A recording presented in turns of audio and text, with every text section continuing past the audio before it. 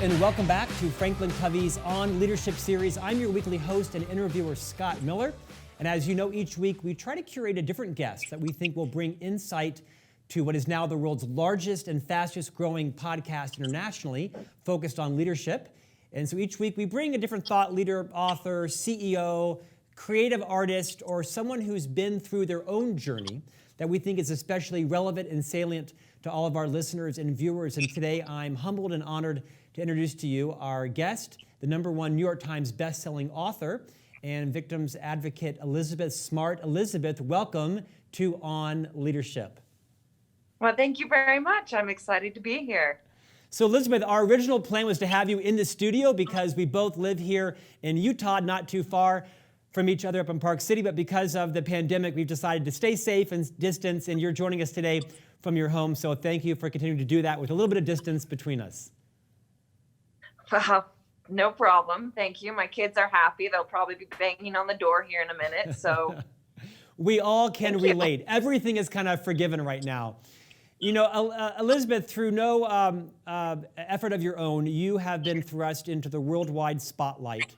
And I'm sure you've been told this many times. There are pivotal points in everybody's life where we remember where we were, right? I remember, I'm 51, so I'm almost your parents' age. I remember where I was on July 4th, 1976, right? With the 200th anniversary of our country. I remember where I was when I heard President Reagan was shot. I remember where I was when the Challenger exploded. I was on the soccer field of my junior high school.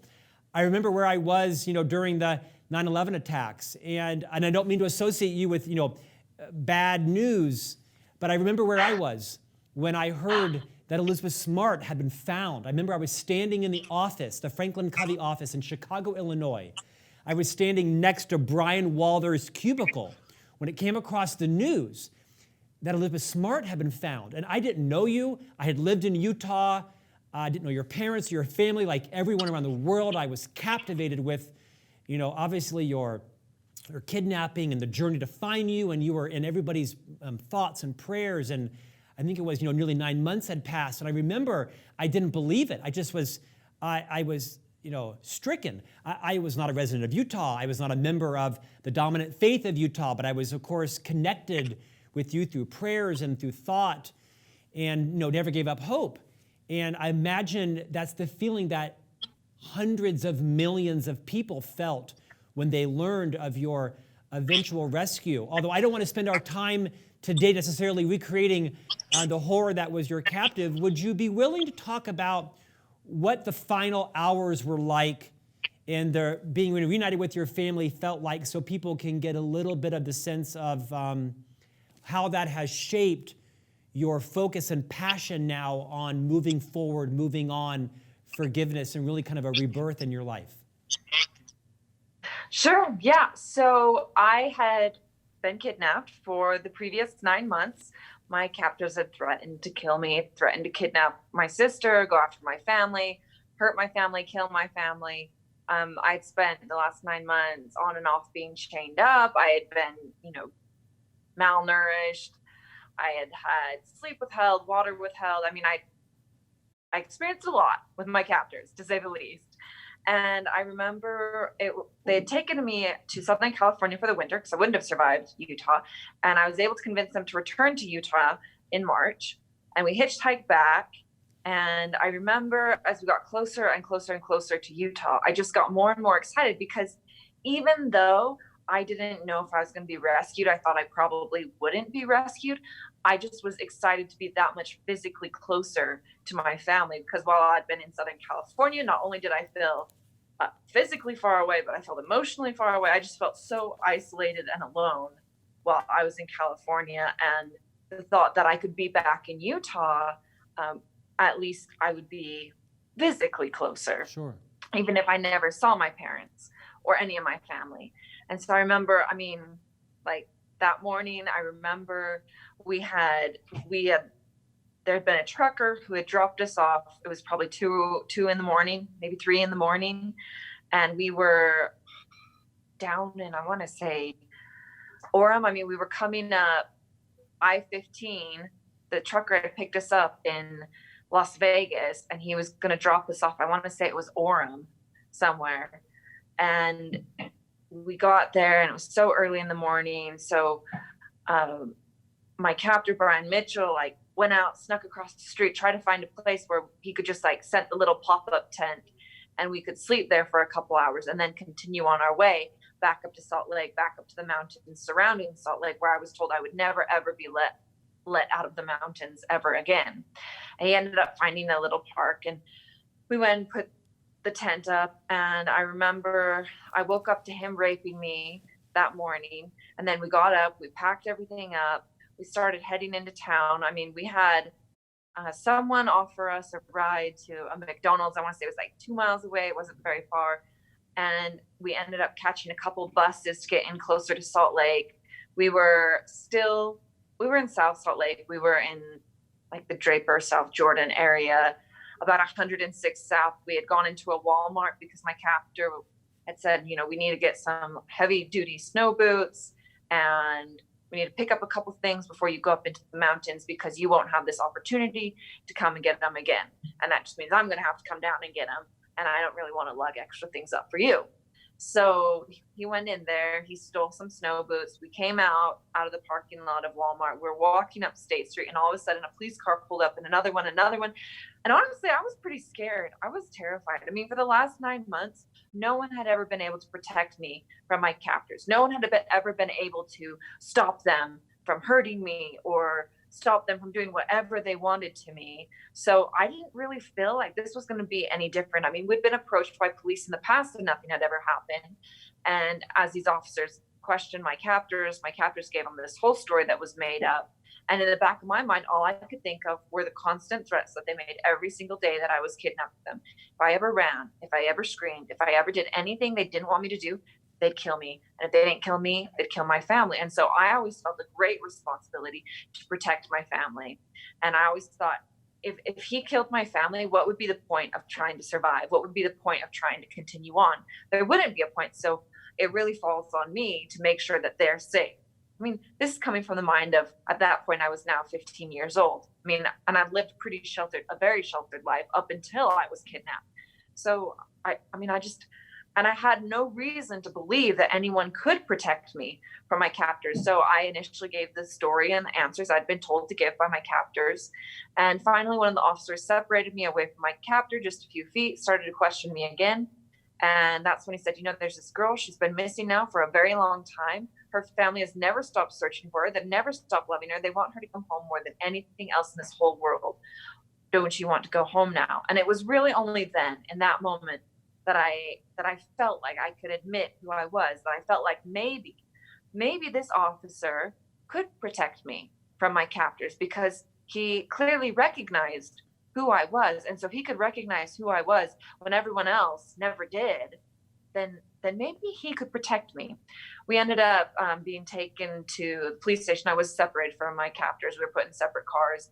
I was brought to the police station. I still didn't really know what was going on. I actually thought I was in trouble. I actually thought I was going to jail because they had handcuffed me on the way over. I was brought into this little small room. They didn't unhandcuff me, but in my mind, I thought, oh, well, this must be the holding cell. What's going to happen next? And then the next thing I remember was the door just bursting open, and it was like my dad materialized out of thin air, and he just came running up and he started hugging me, and he was crying, and it took a minute for me to respond because I thought I was going to jail. And the next moment I know I'm pretty much being suffocated by my dad. But I also remember that it was in those moments that he was holding me, it was the first time that I felt safe in the last 9 months. It was the first time that I felt like it was going to be okay, that it didn't really matter what lay ahead because my dad was there and he was going to protect me, and he was never going to let another person hurt me ever again. And I was just so excited to feel those feelings again. So excited to be back home. I mean, that evening when I was brought home to my house, I mean, wow, I felt like a princess. There was carpet and running water, and I had a bed, and I had, everything. I felt that everything that had been taken away from me had all of a sudden been given back. And I just remember just being so excited to have my life back, and feeling like I didn't want to miss out on anything ever again. I wanted to feel like I was living my life to the absolute fullest that I could. Elizabeth, thank you for sharing that with us. You do so quite matter of fact right now. It's been more than a decade. For those millions of viewers and listeners that are listening to you share the story now quite almost scientifically, what do you attribute your ability now to talk about it with such clarity and calm and poise and deliberation when it's a story that none of us, I hope, can even relate to? What is the journey you've been on as you look at now being an international victim rights advocate and spokesperson and model? What's that journey been like in terms of your own recovery? I mean, it took me a long time to feel like I wanted to share my story. I mean, I didn't want to share my story for years and years. I didn't want to tell anyone about it. Didn't want my parents to know anything about it. I was embarrassed and I was ashamed of what had happened. And I knew it wasn't my fault. I knew it wasn't my fault for being kidnapped. I knew it wasn't my fault for being raped. I knew it wasn't my fault for doing what I had to do to survive. But there were still, I mean, even knowing that, there were still just these elements of shame and embarrassment and guilt. Like, people would never be able to look at me the same way ever again, because I mean, I'd been ruined. For a lot of people who, thank goodness, haven't experienced rape or sexual violence, I think it's really hard to fully understand how that hurts you. I mean, it's not just a physical act. I mean, it's like it destroys your spirit a little bit. It destroys who you are a little. I mean, it can do it a lot, but it definitely made me feel like I was not as good as everyone else. It made me feel like I was not as worthy as everyone else. And I wanted to hide that from people. I wanted everyone else to look at me and think of me just the same way as they thought of everyone else. So I was very hesitant to share my story for a long time. And in fact, I didn't. Not until my case actually went to trial. And I mean, that was an experience in and of itself. I mean, it was almost a decade after I was rescued that my case actually went to trial. I mean, I was in my 20s. And I remember when I finally realized, I mean, because over the years I'd been told, oh, well, you won't have to go. You can have someone else stand in your place. But it kept changing and never stayed consistent. And finally, when I realized that it was going to have to be me, that I was going to have to testify, I remember just thinking, well, this is stupid. This has gone on for, 8 years. That's how long it took. This has gone on for 8 years. I'm so sick and tired of this. Every other week, it's always like, oh, well, everyone's at a standstill. Nobody knows what to do. They think he's incompetent or not competent to stand trial. Or was he competent when it was always this issue of competency. And part of me was just like, you think someone insane could do what he did to me? Someone who didn't know what they were doing could do that to me? He knew what he was doing. And nobody ever bothered to ask me what I thought, if I thought he was competent or not. Anyways, we don't even need to spend time talking there because I could go on forever. But finally realizing that it was going to have to be me. It was going to have to be my testimony. I was going to have to go and take the witness stand.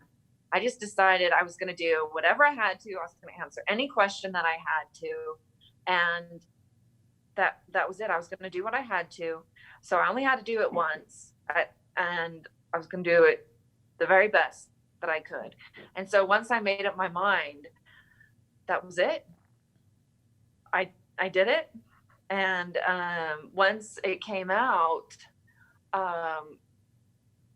I started thinking that this was not how I wanted my story to really be shared, because from just taking my testimony out of the trial, it just showed up as bullet points or a list of facts. And I felt like I'm more than a list of facts. I'm more than a list of bullet points. This is my story. This is my life. This is what happened to me. And a list of bullet points or a list of facts, I'm not going to share, how I felt beforehand, how I felt afterhand, what caused this to happen. I mean, this does not share. This is just very straight to the point, black and white facts. This does not share the whole story. And that's really what prompted me to write my book. And as I started writing my book, I started speaking. As I started speaking, I started meeting other survivors, and I started hearing their stories. And I started to realize, wow, like, I knew the statistics. I knew that I wasn't the only one who's ever experienced sexual violence or kidnapping or rape.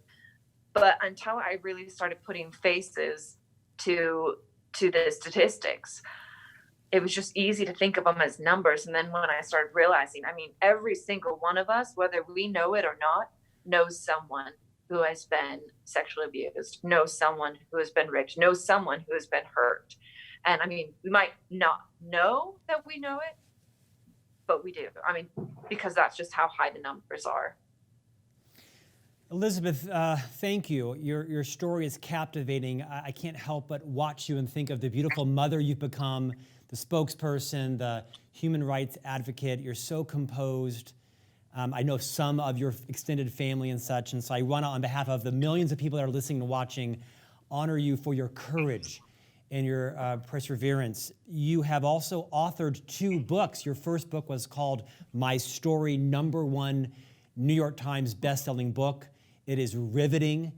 I read it and had to put it down several times. My wife and I are the parents to 3 beautiful young boys, 6, 8, and 10. I had to put it down and kind of regather myself on several occasions. In preparation for today's interview, I read your most recent book, Where There's Hope, Healing, Moving Forward, and Never Giving Up. This book is a treasure. What you've done in this book is you've interviewed about 20 plus people on their own stories of healing, of moving forward, of forgiveness. And what I'd like to do in the next time, if you don't mind, is through your lens, share this sort of contagiously abundance mentality. This story is a little bit about your journey, but it's mostly about the journeys of these other people. I'd like to talk, I picked out a couple of them. Close to home is the story of Rebecca Covey, who of course is the wife of my friend and colleague, Sean Covey. Sean Covey and I serve on the executive team together. I've known Sean Covey for 24 years. I was at Sean and Rebecca's house a few weeks ago. I've been to Hawaii with them on numerous occasions, and like many millions of people, suffered along with them when their daughter Rachel passed away. You interviewed Rebecca Covey in a very tender, very vulnerable time about learning about her daughter's depression. Would you recreate some of that discussion with Rebecca Covey and the passing of her daughter, what you learned from that, and talk a bit about their Bridle Up Hope Foundation? Absolutely. So actually, I first came into contact with them through Bridle Up Hope. They asked me if I wouldn't mind coming speaking at, I think it was one of their first galas for Bridle Up Hope. And I'm a huge fan of horses, and I mean, I feel like they are, I know this is almost sappy, but I feel like they're magical creatures, and they certainly have played a big part of my healing, and they've been a big part of my life. And so that's how I first really met Sean and Rebecca. And at these conventions, I mean, I heard little snippets of their story about Rachel. I didn't really know the full story, but as I started to think of people that I looked up to, of people that I admired, of people who I felt like had gone on and not allowed what happened to them to define them, of course, Sean and Rebecca Covey came to mind. And so I was actually very hesitant in asking because I never really fully knew the full story of what happened. But I just knew that they had gone on to create this amazing organization, that they were helping so many girls, and I'm a fan of it.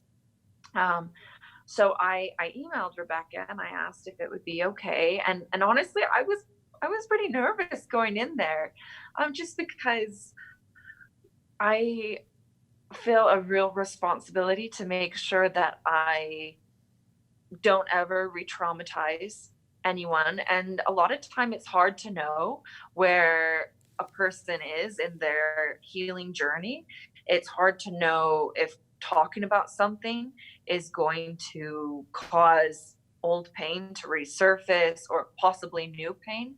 And that's certainly the last thing that I want to do. Plus, at the time that I was interviewing her, I actually had my oldest daughter with me, who she was, I think, about 18 months. I mean, I think I was pregnant, or just barely pregnant with my second child at the time.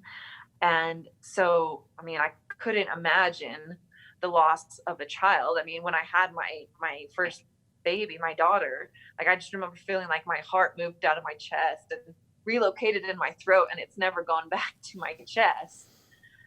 And I just couldn't imagine losing a child. And yeah, I knew that's what she had done. And I remember walking into her home, and there was a picture of her beautiful daughter, Rachel. And I saw behind like some glass French doors a harp, and I grew up playing the harp. And I mean, her home was just, I mean, it was lovely and it was beautiful, but it was a home. I mean, it felt like a home. You know, it's not like the museum. It's not cold and don't touch anything. It's a lovely, warm, well lived in home. And she brought me into one of their offices, and we sat down and we started talking. And she started talking to me about Rachel. And honestly, I was really pretty taken aback because, I mean, she played the harp. We attended the same music camps. She loved horses. I loved horses. I mean, there were just like so many similarities between her and I. It was almost uncanny. Right. And then just to hear her talk about Rachel and what happened to her, and have her explain it the way that she did, I had no idea.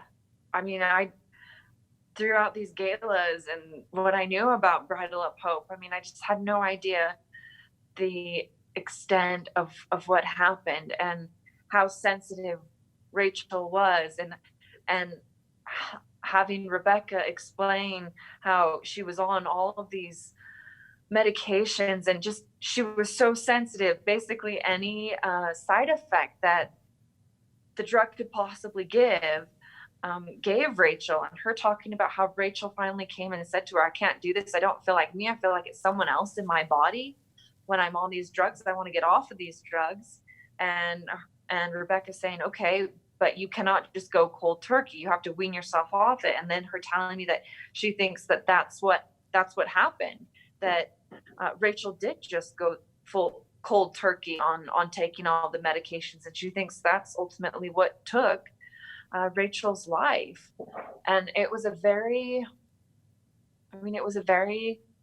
special, I'd even say sacred experience for me, for someone to trust probably the worst experience of her life with me. I mean, it's a very sacred trust that I don't take lightly. And then to see the Coveys go on and build this amazing organization, Bridal Up Hope, in Rachel's honor, and kind of really pick up the work that Rachel unknowingly began just by taking her friends out riding who were struggling. I think it's really inspirational. And every time that I come across a girl who's struggling and who is asking for help and who's under 18, I always send them to Bridal Up Hope, because I do believe in the program, and I absolutely believe in the work that they're doing. And I think that I'm a fan. I think it's amazing. And I think they are just salt of the earth people. Elizabeth, I can't help but think about your composure and your articulation, even right now in our interview. The story that you and Rebecca share together in the book is a gift. It's a gift to any parent who's lost a child. It's a gift to anyone who's struggled with depression or anxiety, or in Rachel's case, also dyslexia, and the role that their dyslexia played in their self-esteem and their struggles. You and Rebecca, in the most tender and, like you say, sacred of life challenges, you share this journey as parents. I had to put the book down because I know Rebecca well. I know Sean extremely well. You and Rebecca shared details that I was not aware of. They were done so not in a gratuitous way, not in a morbid way, but in a way that was kind of a call to action for all parents, for all people who have people in their lives that are struggling, what to think about, what to look for. I want to honor you and Rebecca and Sean for, I'm going to say it for the third time, the gift that you gave all of us reading this book. If any of our listeners or viewers themselves are struggling with depression, anxiety, or other issues that are becoming overwhelming, the book that you have written and the interviews that you have offered are, I think, remarkably helpful. I will be a better parent to our three boys and be more thoughtful about what they're struggling with as a result of reading the story that you and Rebecca share in the book. Of the other 20 plus interviews, you share one about Diane von Furstenberg, right? The renowned entrepreneur, fashion impresario. She invented the wrap dress. She, of course, is also well known for her lifestyle, for her interviews, married to Barry Diller. Would you take a few moments and share a fascinating story about Diane von Furstenberg and her mother and her own heritage? I was on Instagram just the other day and I saw her mentioning her mother again. And it just made me think of being able to interview her and how she spoke of her mother. Her mother was a survivor of the concentration camps. And by the time that she got out of the concentration camps, she weighed, I believe it was about 59 pounds. I mean, that's pretty much just the weight of her bones. And I mean, her mother was really heroic. I'm pretty sure my memory serves me correctly, but she was part of like the Belgian resistance.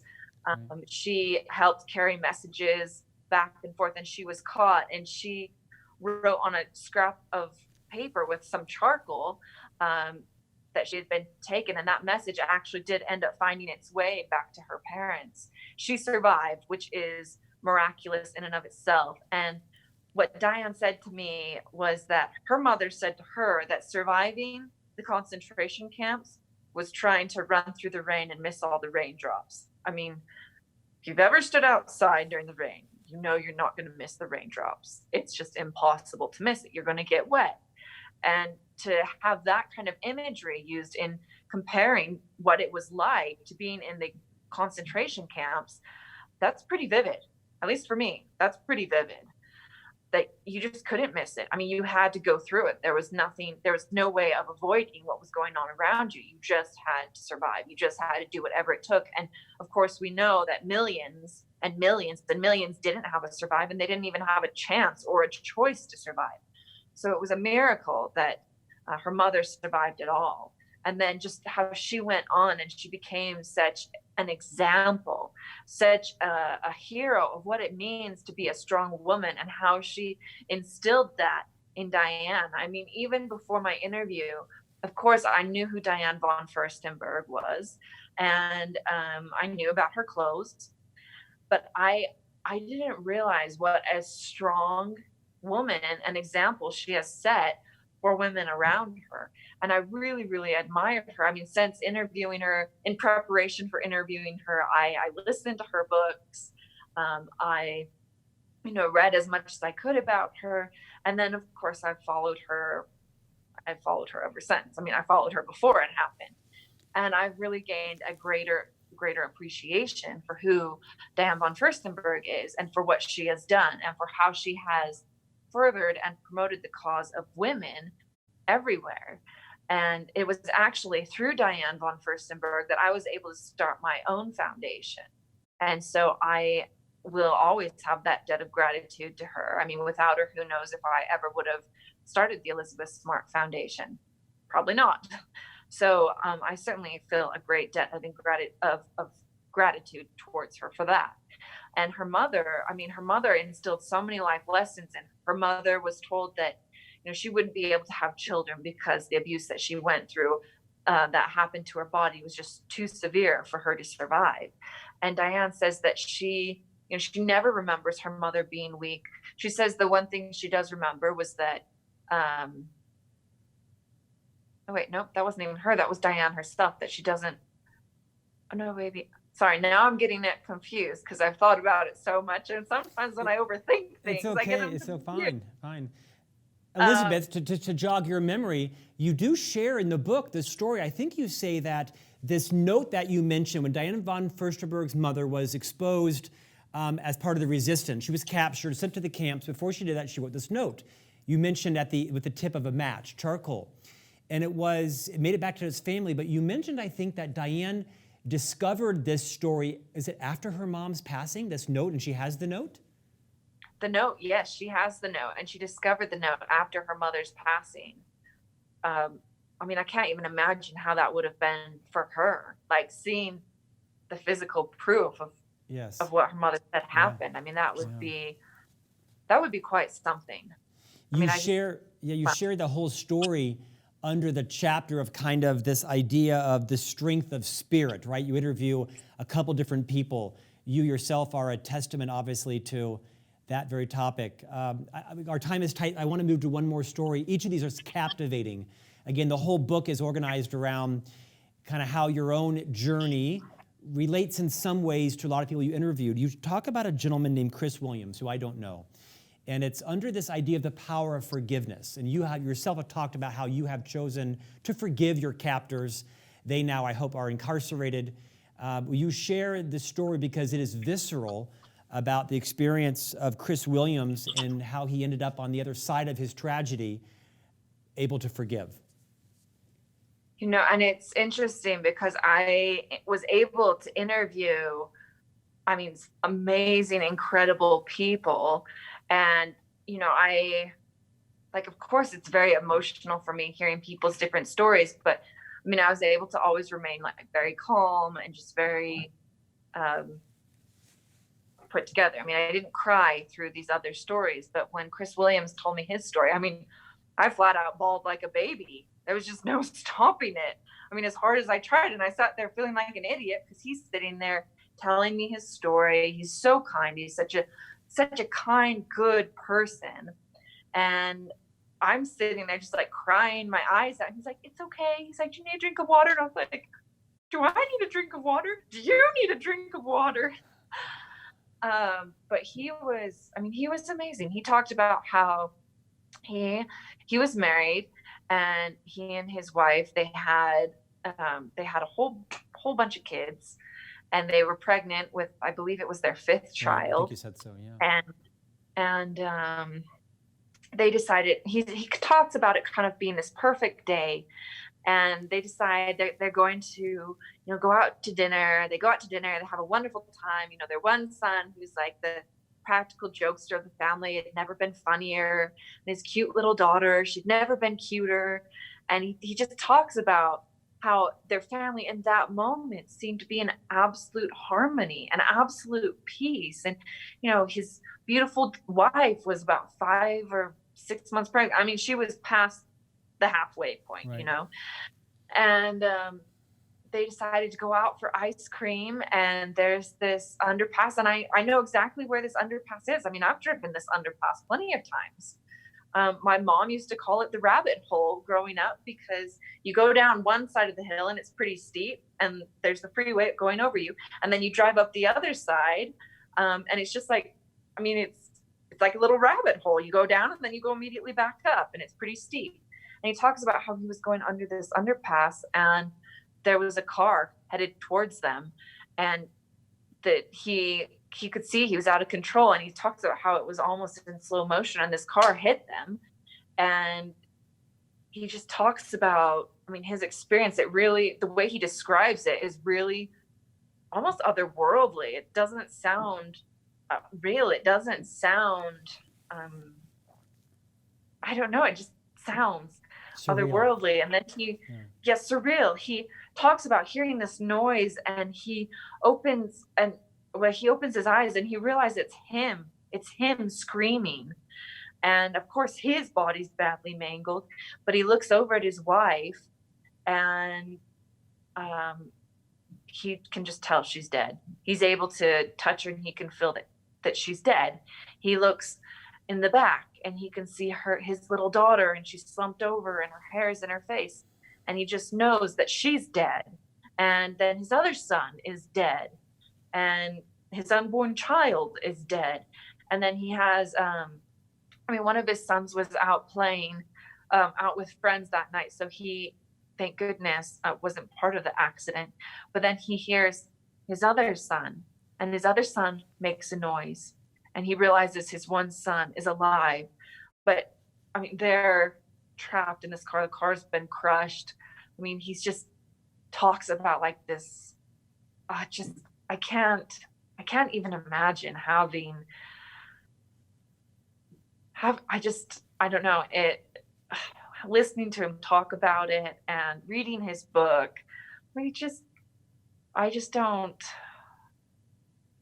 It's just heartbreaking, and another heartbreaking aspect of it is the person that hit him was also just a young man. I mean, he's pretty much a boy, and he was drunk, and I mean, I think you said he was 17 years old. He was intoxicated, and I think you said the police officers said he was probably going about 70 miles an hour in about a 30-mile-an-hour zone. Is that right? Yeah, that's it. And I think Chris came back and told me that there was no way that he could have driven or maneuvered his car, right, that something else would have happened. I mean, there wasn't the time. There just wasn't any way for him to get out of this kid's way. And I mean, not only you think of the lives that it destroyed, I mean, it killed more than half of Chris's family, and then how that must have affected this young man, knowing that he caused the deaths of so many people. The part that like really got to me was, I mean, of course, he and his son are rushed to the hospital. It's very, it's pretty serious. Both of them are in pretty serious condition. Right. Yeah. Their lungs are full of blood. They've got broken bones. I mean, there's internal bleeding. It's pretty serious. But after they're released from the hospital, and he talks about his wife's funeral and how, now I'm getting emotional. I'm getting emotional listening because I know where the story is going. Please do your best to tell the story. It's a big gift to everyone. But how he talks about how, he sees his wife laid out in her casket, and then how they pass him this little baby son that she had been pregnant with. And he talks about how perfect this little baby son was, and just like so small and just so perfect, and yet never have this chance of life. And how he, lays this baby down in the casket next to his wife, Michelle, and then how he has to close the casket lid on his wife and his little baby son. I mean, for me, like, geez, I'm still losing it. And it's been a while since I wrote that part of the book. I had to close the book because I think you also mentioned he then closed the caskets on two of his other children. And it's incomprehensible. It's incomprehensible.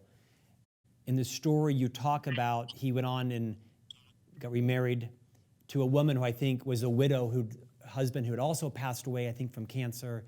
They now have a blended family with new children, and it's a beautiful journey that moves on. The power of your reason for telling it is about forgiveness. Talk to this gentleman's ability to forgive the young man who made decisions that took the lives of many people. Chris is just a hero. I mean, he really is. When this young man was in the court and the judge asks Chris what he would like to happen to this young man, I mean, Chris very wisely says, well, you get paid the big bucks to do that, not me. And I mean, I think when people have asked me what I want to happen to my captors, I think I generally have an answer. But to someone who has, had his entire, well, not his entire, but the majority of his family taken away from him from this stupid decision to drive while being drunk. He just very kindly and graciously comes back. And I mean, he's not asking for, the death penalty or a life sentence or anything like that at all. And actually this young man gets quite a very lenient sentencing. And while he's in prison, Chris actually goes in and he talks to him.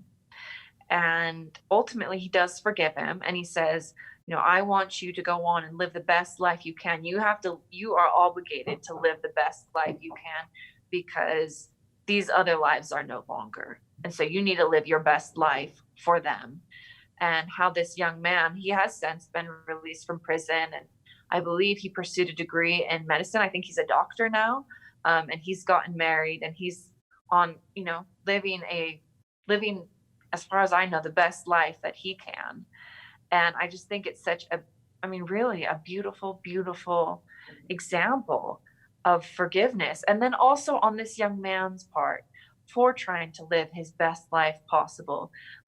Chris didn't want him to feel terrible for what he'd done for the rest of his life. He wanted him to move forward, and he wanted him to, be successful. And I think that speaks a lot for both of them. One, that Chris was able to come to this point and be able to do that. And secondly, for this young man to be able to take Chris's advice and to follow it for himself. I think it speaks a lot about both of them. I think that's an understatement. Elizabeth, you've also written in your book that you have chosen to forgive your captors. And I imagine it's a very complex and personal experience for you. As you end this discussion with us today, and thank you again for your transparency, for your vulnerability, for your abundance in letting people into your journey, what have you learned from the time that you were kidnapped and the horrific time you spent, your journey since then, your marriage, your speaking, your being a mom now to 3 children? What would you send our listeners and viewers off with the lessons that you have learned, many of which you share in your new book, Where There's Hope? Well, first of all, everyone has a story. We're all different. All of our stories are different, but we all have one. And you never compare yourself to anyone else, because at the end of the day, you're 2 completely different people. You just can't compare yourself to anyone else because you are different, because you are unique. And so everyone has a story. So it never hurts to be kind. It never hurts to err on the side of kindness. I read an article recently, and I can't remember who said it, but I'm pretty sure it was an etiquette specialist. I know, random article to read. But she said if people could just start, she used the term default to kindness, then that life would be a much better place. And I actually really, really like that. And it kind of stuck with me. I think if we all could just default to kindness, the world would be a much better place. And because you don't know what everyone's gone through, and you just see them at face value, and maybe someone's a little bit abrupt with you or short with you at the grocery store or the gas station or wherever work. You don't know what that person has been through, and maybe they're just having a terrible, terrible day, and they're generally a very kind, nice person, and maybe your being kind to them is going to help change their day. I don't know. That almost sounds like trite and trivial, but it almost comes down to those basic, obvious sort of lessons that you think everyone knows in life. But I actually do believe it's true. Personally, I also feel like I've learned never say never, because once you say that, you're just tempting fate. But I think everyone has a story to share, and everyone is on this planet, for better or for worse, to make a difference. And so you will never know the impact that you have. And I'm certainly, Scott, you there at FranklinCovey and the work on leadership that you do, you folks are in that business. You know that better than anybody else, that every single person, every single one of us absolutely can make a difference and does make a difference. And we need everyone to step up their game just a little bit more, to be a little bit kinder, to be a little bit more, compassionate and empathetic and understanding and, persistent and hardworking. And we need everyone. We need all of humanity to step it up just a little bit more. Elizabeth Smart, thank you for joining us. Your resiliency, your focus, your kindness, your forgiveness is a memorable reminder to all of us. If you can speak these words and live these words, then every one of us can too. I wish you and your family well. Talk a bit about what you're working on now and what's next for you. Sure. So, as we're all stuck down in lockdown during this pandemic, I've had much more time to work on my foundation because I'm not traveling anywhere and I'm not doing presentations or conferences or anything because those have all been stopped for the foreseeable future.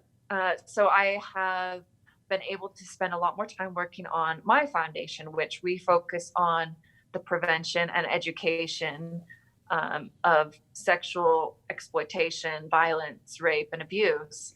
And we had created a self-defense program. However, that is also on pause right now because obviously self-defense usually involves people interacting with other people in close proximity.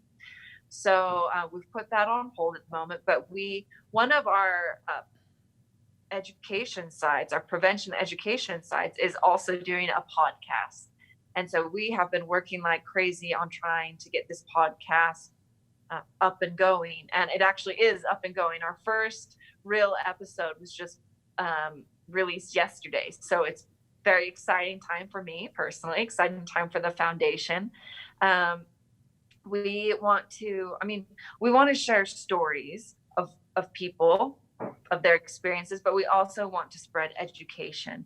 So we have therapists coming on, we have survivors coming on, we have advocates coming on, we have agencies that their whole purpose is to help survivors overcome or get through. We've had prevention education specialists come on. So we have been recording just all of these episodes, episode after episode. And honestly, it's been amazing for me. After a full day of talking about podcasts and recording them and speaking to this array of amazing people, usually by the end of the day, I am exhausted. Yep. And I just want to, I'll go downstairs to watch TV with my husband and he'll be like, oh, let's watch Tiger King or, let's watch Unorthodox. And there's part of me that's like, wait, I can't do that right now. Can we just watch, Great British Bake Off again? Like easy. I need easy Yes, and I can relate. uplifting light topics. Yes. Yeah, I can relate. Elizabeth, what is the name of your podcast? Smart Talks. And Smart you Talks. can subscribe to us on our website, elizabethsmartfoundation.org. We're on Spotify. We're on Google Play. We have submitted it to Apple. We're still waiting for them to get back to us, but we are working on getting on all the major platforms for podcasts. So it's exciting. Great send-off. Everybody subscribe to the next big podcast, Smart Talks. Elizabeth Smart, thank you for everything that you've given to us today and all that you have left in you for all of us going forward. Thank you for your books, My Story and Where There's Hope.